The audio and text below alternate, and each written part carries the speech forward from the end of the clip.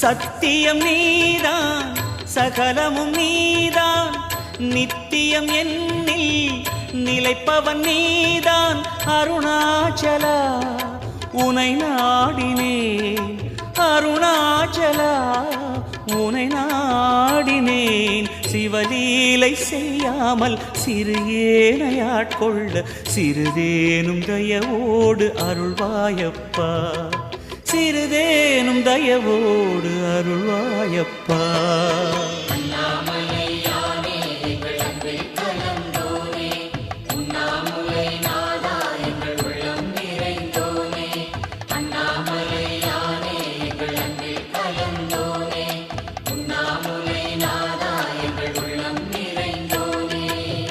சிவமயமாக